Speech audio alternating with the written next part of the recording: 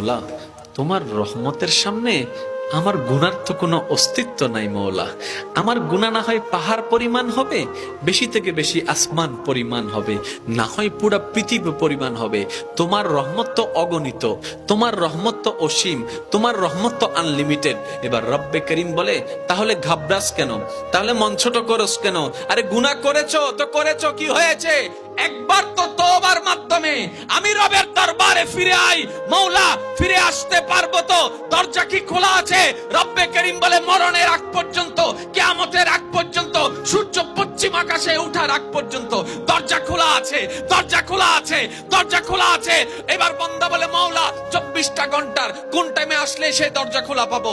রব্বে করিম বলে, আরে ব্যাংকের দরজা খোলা থাকে নির্দিষ্ট সময়ে, অফিস আদালতের দরজা খোলা থাকে নির্দিষ্ট সময়ে, এমনকি ঘরের দরজাও খোলা থাকে নির্দিষ্ট সময়ে, এর বাইরে যাই না। কিন্তু তোর রবের দরবার এমন একটা দরবার, 24টা ঘন্টার যেই কোনো মুহূর্তে তুই আসবি, তোর রবের দরবার তোর জন্য খোলা থাকবে। সুবহানাল্লাহ।